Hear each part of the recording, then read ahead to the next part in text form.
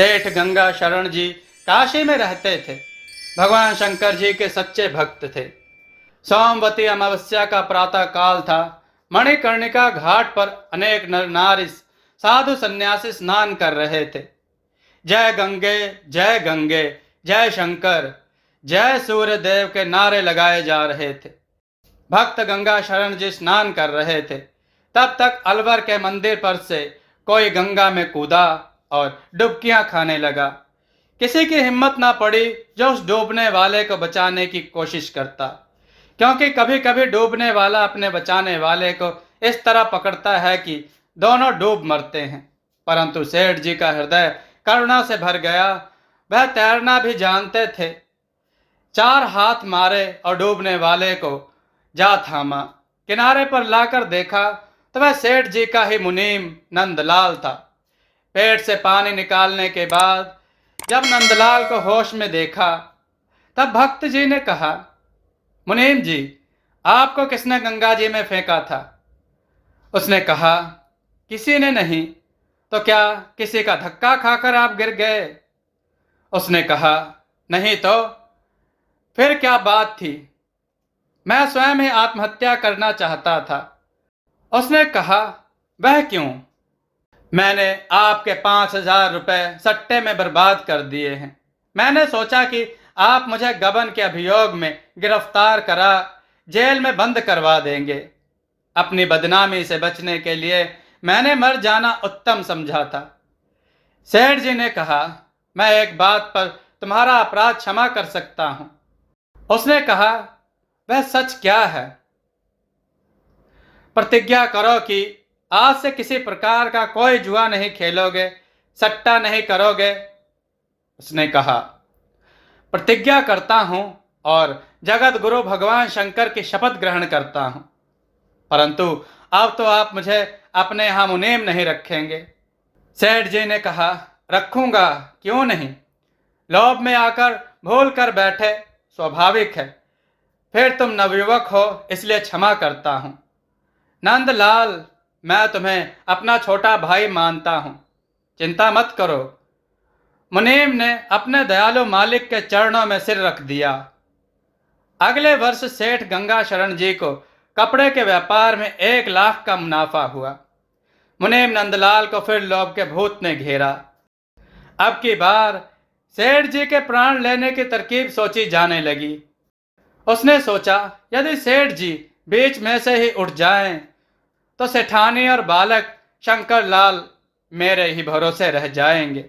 वो क्या जाने कि मिति कांटा और तत्काल धन किसे कहते हैं। बुद्धिमानी से भरे पीले हवाले से यह 1 लाख मेरी तिजोरी में जा पहुंचेगा। किसी को कुछ खबर भी ना होगी। अंत में मैं घाटा दिखला दूंगा। व्यापार में लाभ ही नहीं होता, घाटा भी तो होता है। संध्या का समय था।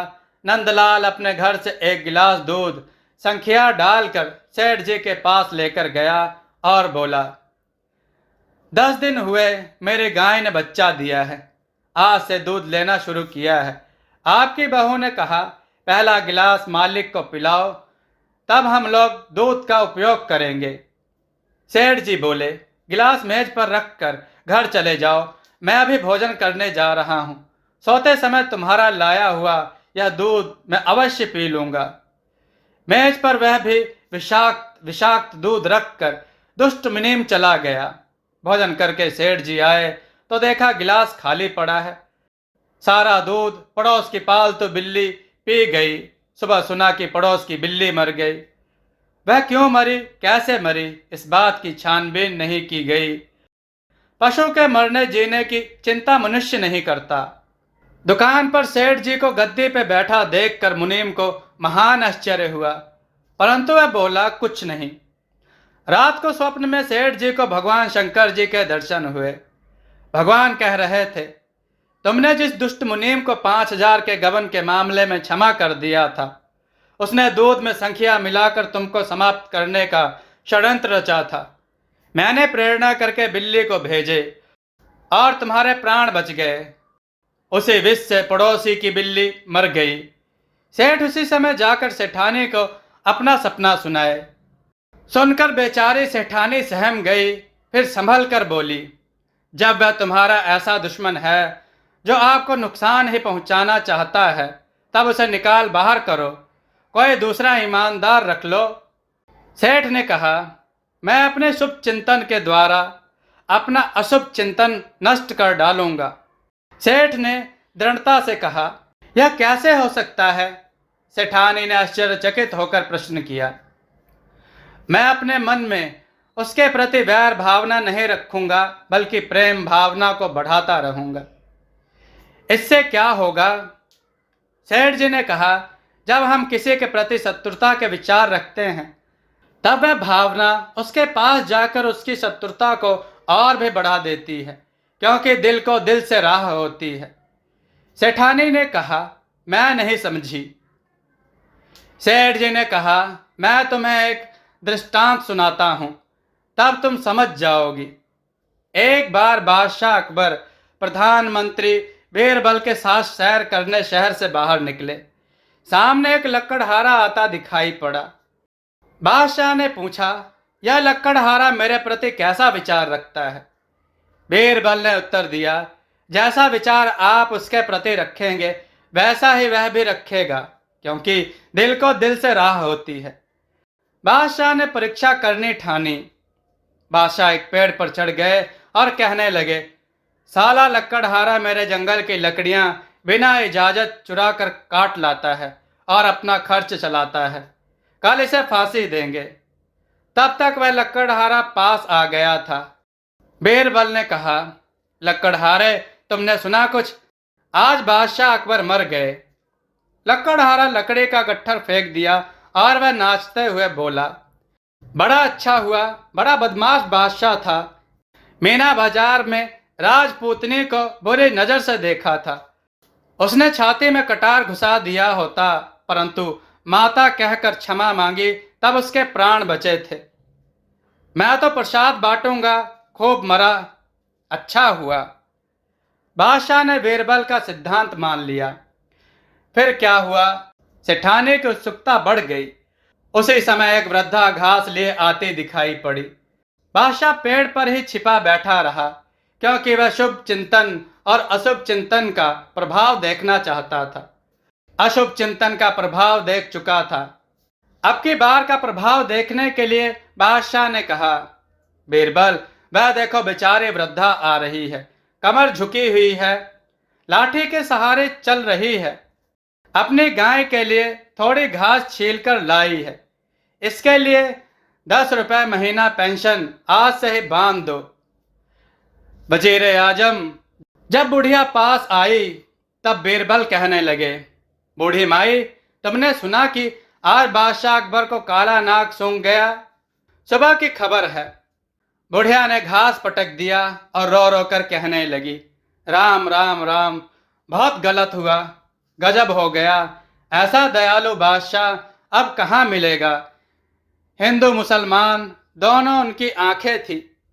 बीरबल, प्रधानमंत्री, मान सिंह सेनापति, इतना बोलकर वृद्ध चुप हो गई और रोने लगी। प्रातः स्नान के बाद भक्त जी विश्वनाथ मंदिर में गए। पूजन करके हाथ जोड़कर बोले, अंतर्यामी भोलेनाथ, मुझे अपने मुनीम के पतन का आंतरिक दुख है, परंतु मेरे मन में उसके प्रति जरा भी द्वेष देखें तो बेशक मुझे दंड दें। भगवान, आप मेरे मुनीम का चित्त शुद्ध कर दीजिए।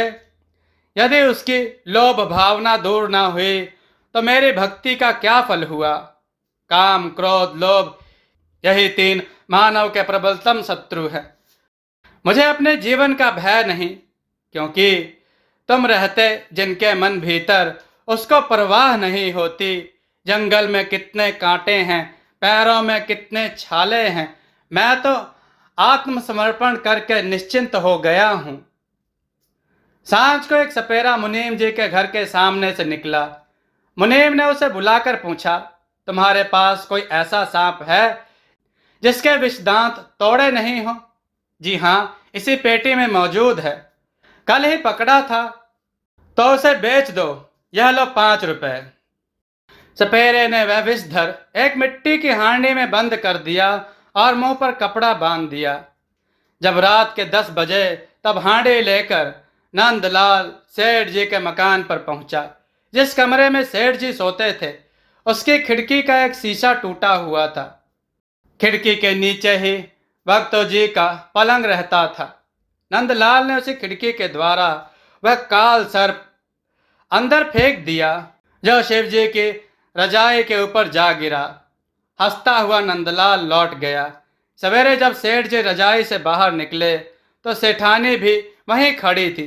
उसी रजाई में से एक काला सांप निकला और पलंग से नीचे उतर गया। सेठानी चीख पड़ी, नौकर को बुलाने लगी। सेठ जी बोले, नौकर को क्यों बुलाती हो? इस सांप को मैं मार डालूंगी, आपको काटा तो नहीं? सेठानी ने कहा, मेरे प्रेम परीक्षा लेने के लिए भगवान भोलेनाथ ने अपने गले का हार भेजा था। रात भर सोता रहा साथ में। कभी मेरे बाएं हाथ पड़ जाता, कभी दाहिने हाथ पड़ जाता और कभी पैर भी पकड़ लेता, परंतु काटता तो नहीं। रात भर में 100 बार काट सकता था पर नहीं काटा। तब तक लाठी लेकर नौकर आ गया। सेठ जी बोले, हीरा लाठी रख दो, एक कटोरा दूध लाओ, दूध पिलाकर सर्प देवता को जाने दो। जहां वे जाना चाहें, खबरदार मारना मत। और वह इसी घर में रहने लगे। तो सेठानी ने व्यंग किया। सेठ ने कहा, कोई परवाह नहीं, रहने दो। भला सांप कहाँ नहीं रहते, सांप पर ही तो पृथ्वी टिकी है। रात को सेठ जी ने सपने में फिर भोलेनाथ को बैल पर चढ़े हुए मुस्कुराते देखा। भगवान ने मुनीम वाली क्रिया बयान कर दी। भगवान ने कहा, अपने शुभ चिंतन के द्वारा मुनीम के अशुभ चिंतन को नष्ट करना है। आपका आशीर्वाद है, इस परीक्षा में पास हो ही जाऊंगा। आप भी इसमें मेरी सहायता करो। अपने दोनों अशुभ चिंतन विफल देख मुनीम नंदलाल जी तीसरी स्कीम सोचे। उसने 2 नामी चोरों से दोस्ती कर ली। एक दिन आधी रात के समय नंदलाल उन दोनों चोरों को लेकर सेठ जी के मकान के पीछे जा पहुंचा। सेंध लगवाकर तीनों भीतर घुसे। सेठ जी की तिजोरी जिस कमरे में रहती थी उस कमरे को मुनीम जानता था। ज्यों ही मुनीम उस कमरे में पहुंचा, उसने सामने काशी के कोतवाल भगवान काल भैरव को त्रिशूल लिए खजाने के पहरे पर खड़ा देखा। भयभीत होकर भागना चाहा तो भगवान ने उसे पकड़ लिया। 2 तमाचे लगाकर कहा, कमीने, जिसने तुम्हें आत्महत्या से बचाया उसके प्रति बदमाशी पर बदमाशी करता ही चला जा रहा है। आज तुझे खत्म कर दूंगा। दोनों चोर भाग गए। मुनि ने भगवान भूतनाथ के चरण पकड़ लिए और गिड़गिड़ाने लगा, आज मेरा अशुभ चिंतन खत्म हो गया। मैं आपसे माफी मांगता हूं, अपने सुधार के लिए यह एक मौका दीजिए। वही हुआ। मुनीम ने जाकर सेठ जी को जगाया और उनके चरण पकड़कर अपने तीनों अपराधों की स्वीकृति करते हुए क्षमा मांगी। सेठ जी ने हंसकर मुनीम को छाती से लगा लिया और कहा, मेरे शुभ चिंतन की विजय हुई और वास्तव में नास्तिक मुनीम ईमानदार आस्तिक बन गया। ये कथा एक और इसी के साथ है, बहुत ही सुंदर है। प्राचीन काल में रत्नभद्र नाम से प्रसिद्ध एक धर्मात्मा यक्ष गंधमादन पर्वत पर रहता था। उसके पूर्णभद्र नामक एक पुत्र उत्पन्न हुआ। अंत में अनेक भोगों को भोग कर उस रत्नभद्र ने शिव ध्यान परायण हो परम शांत शिव लोक प्राप्त किया। पिता के शिवलोक चले जाने पर पूर्णभद्र ने संतानहीन होने से अपनी पत्नी कनक कुंडला नाम की यक्षिणी से कहा, प्रिय, मुझे पुत्र के बिना यह राज्य और महल आदि सब शून्य ही मालूम होता है। कनक कुंडला बोली, स्वामी, आप ज्ञानवान होकर बच्चे के लिए क्यों खेद करते हैं? यदि यही इच्छा है तो पुत्र मिलने का उपाय कीजिए। इस जगत में उद्यमी लोगों को क्या दुर्लभ है। जो प्राणी प्रारब्ध के भरोसे रहता है वह नितांत आक्रमण व्यक्ति होता है, क्योंकि अपना किया हुआ कर्म ही प्रारब्ध है और कुछ नहीं। इस कारण प्रतिकूल प्रारब्ध को शांत करने के लिए समस्त कारणों के करुण रूप भगवान महेश्वर की शरण में जाना चाहिए। उनके अनुग्रह से पुत्र, धन, महल, हाथी, घोड़े, सुख, स्वर्ग, मोक्ष यह सब अनायास ही प्राप्त हो जाते हैं। सभी मनोरथ, आठों सिद्धियां शिव की कृपा होने पर सामने खड़ी रहती हैं, इसमें संदेह नहीं।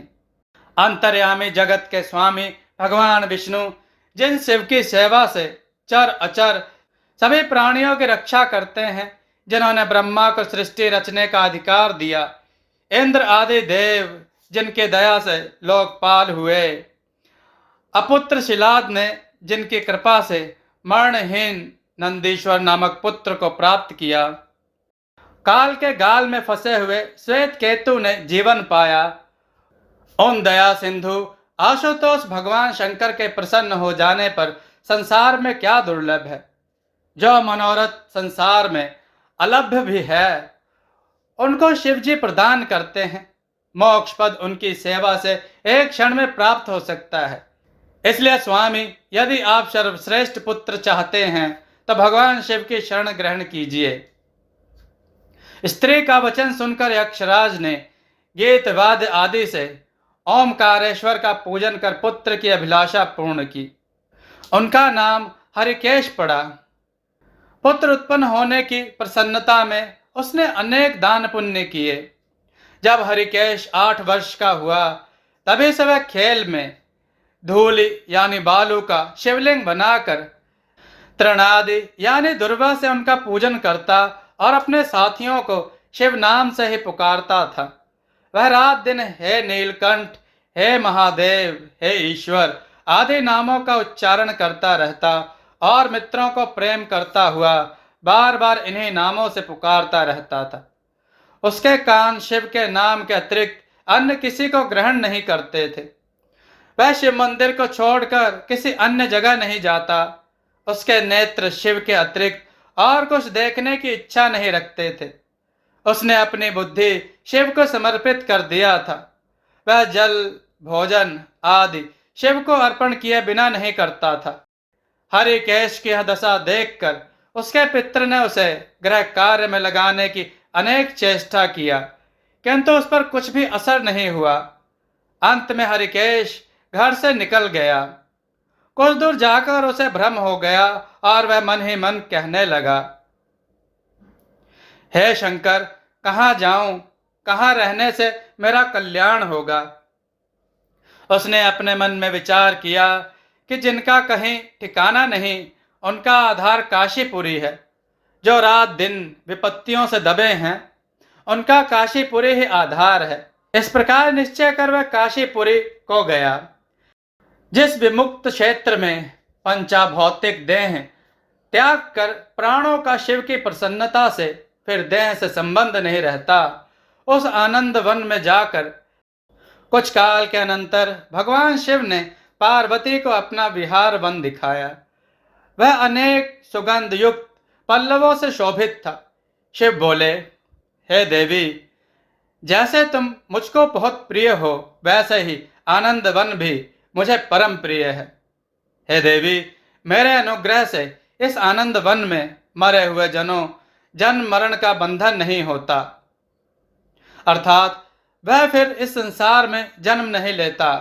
पुण्यात्मा के कर्म बीज विश्वनाथ जी की प्रज्वलित अग्नि में जल जाते हैं, उसी से फिर वे गर्भाशय में नहीं आते।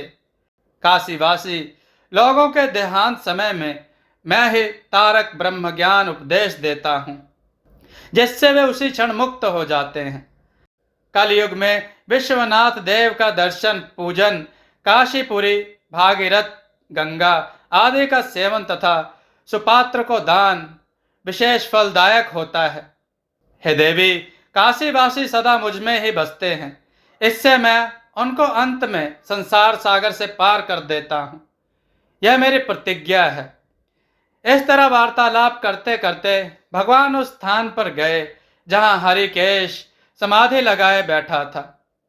उसको देखकर देवी पार्वती ने कहा, हे प्रभु, यह आपका तपस्वी भक्त है।